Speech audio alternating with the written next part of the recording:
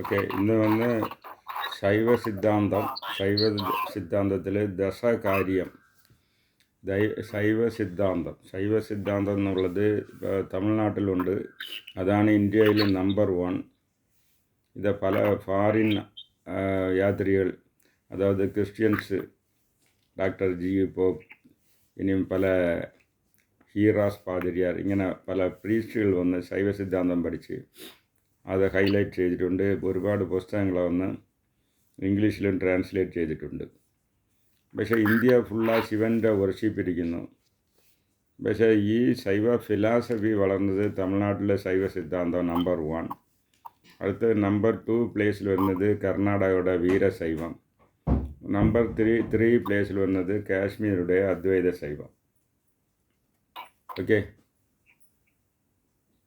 അപ്പോൾ ഇതിൽ വന്ന് എന്തെന്ന് വെച്ചാൽ, നമ്മളിപ്പോൾ കേരളത്തിൽ വന്ന് 108 ശിവക്ഷേത്രങ്ങൾ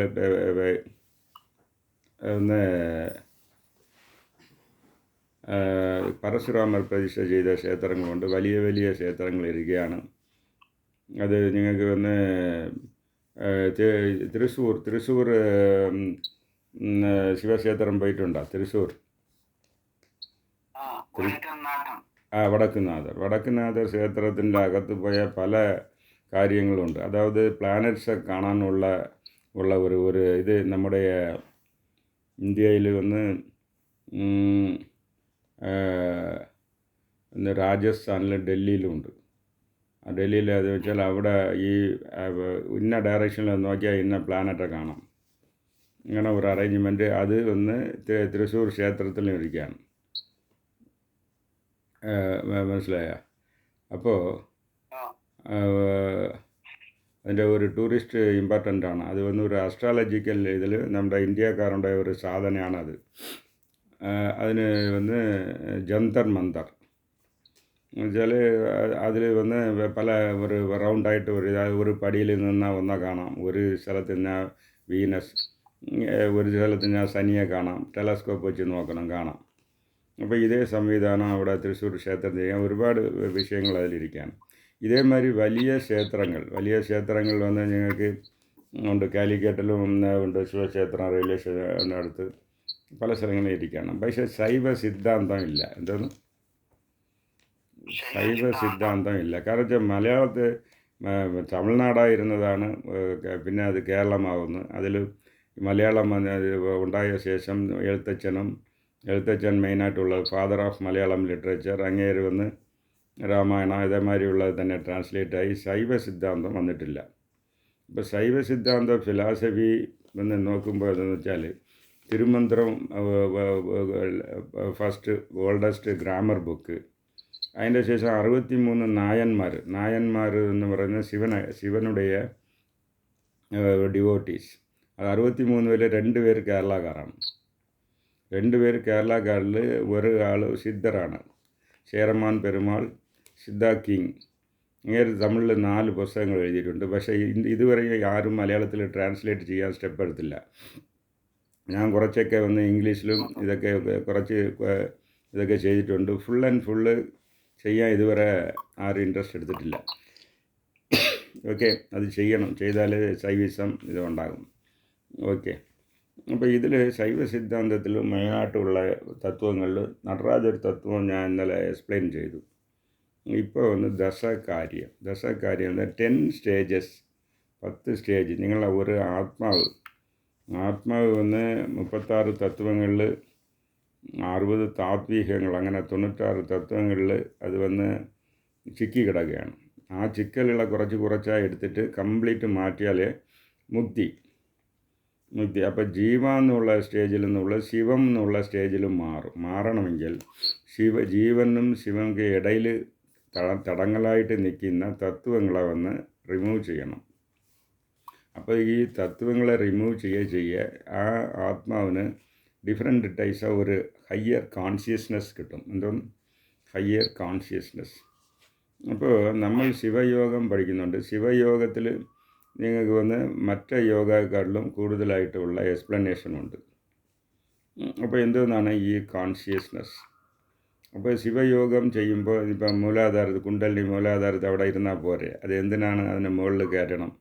അതിൻ്റെ ആവശ്യം എന്താണെന്നാണ് രാമറെ ചോദിക്കുന്നത്. രാമർ വസിഷ്ഠടുത്ത് ചോദിക്കുകയാണ്. അപ്പോൾ എന്തെന്ന് വെച്ചാൽ അത് എങ്ങനെ മൂലാധാരത്തിൽ ഒരു ലെവൽ കോൺഷ്യസ്നെസ്, അടുത്ത സ്വാധിഷ്ഠാനത്തിൽ പോയാൽ അടുത്ത ഹയ്യർ കോൺഷ്യസ്നെസ്, മണിപൂരത്തിൽ പോയാൽ അതിനേക്കാട്ടിലും ഹയ്യർ കോൺഷ്യസ്നെസ്, അനാഗത്തിൽ പോയാൽ അതിന് ഹയ്യർ കോൺഷ്യസ്നെസ്. ഇങ്ങനെ നമുക്ക് വന്ന് നമ്മൾ നിരാധാരം വരെ 9 പ്ലസ് പരമാണു ചെയ്യുമ്പോൾ 10 ഇത് നമ്മൾ ശിവയോഗത്തിൽ ചെയ്യുന്നുണ്ടല്ലോ, 10 ഇത് ചെയ്തിട്ടുണ്ടല്ലോ. അപ്പോൾ ഇതിൽ വരുമ്പോൾ നിങ്ങളുടെ കോൺഷ്യസ്നെസ് അത് ഏറ്റവും മാറണമെന്ന് വെച്ചാൽ നിങ്ങൾ ശിവയോഗങ്ങളിൽ ഞാൻ നേരത്തെ പറഞ്ഞിരിക്കും. എങ്ങനെയാണെന്ന് വെച്ചാൽ മൂലാധാരത്തിൽ നിന്ന് നിങ്ങൾ വിശുദ്ധി വരെ ക്രാസ് ചെയ്താൽ ആത്മതത്വം 24 ആത്മതത്വത്തെ ക്രാസ് ചെയ്യും.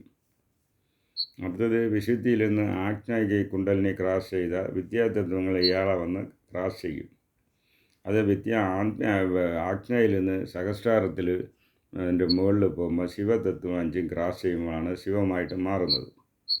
അപ്പോൾ അത് തത്വങ്ങളിലെ മൂന്ന് വിധമായിട്ട് നമ്മൾ ഇത് ചെയ്തിട്ടുണ്ട്.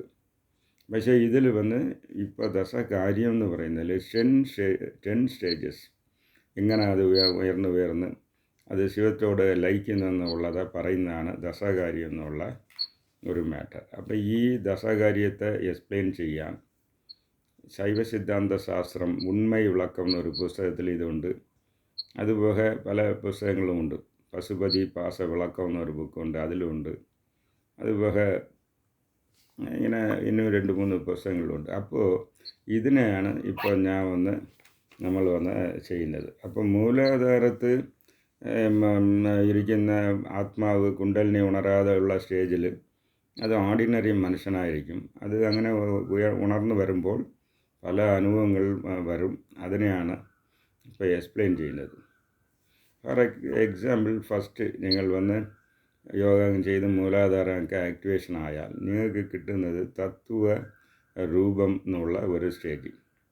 തത്വരൂപം എന്ന് പറയുമ്പോൾ എന്തെന്ന് വെച്ചാൽ, ഇപ്പം നമുക്ക് തത്വരൂപം, അടുത്തത് തത്വ ദർശനം, അടുത്ത തത്വശുദ്ധി, അത് അടുത്തത് ആത്മരൂപം, ആത്മദർശനം, ആത്മശുദ്ധി, അടുത്തത് ശിവരൂപം, ശിവദർശനം, അടുത്തത് ശിവയോഗം, ശിവഭോഗം. ഇതാണ് 10 ഇത് നമ്മൾ എക്സ്പ്ലെയിൻ ചെയ്യാൻ പോകുന്നത്.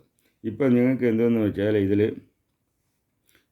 ഇപ്പോൾ നോക്കുന്നത് തത്വരൂപം അങ്ങനെയെന്ന് വരുമ്പോൾ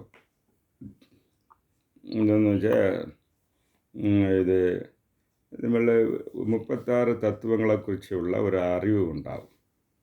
ഇതുവരെ നമ്മൾ മറ്റേ തത്വങ്ങൾ കുടുങ്ങി കിടക്കുന്നത്. ഇപ്പം നിങ്ങൾ ശിവയോഗ പരീക്ഷ ചെയ്യാൻ വരുമ്പോൾ ഈ തത്വങ്ങൾ നിങ്ങളിൽ നിന്ന് വേറാണ്.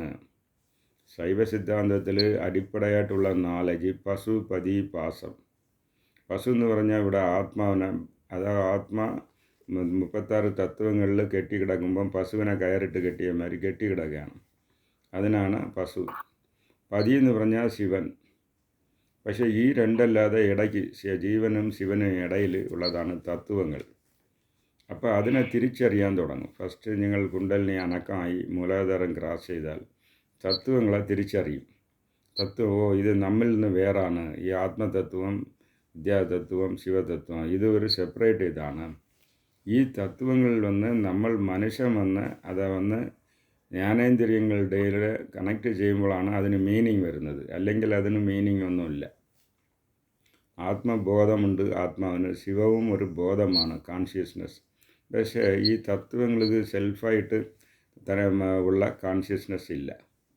ഇത് ഒരു ബ്ലോക്കിംഗ് മനുഷ്യനെ, ദൈവത്തിനെ ശിവൻ്റോട് മെർജാകാതെ തടുക്കുന്ന ഒരു ബ്ലോക്സാണ് ഈ തത്വങ്ങൾ.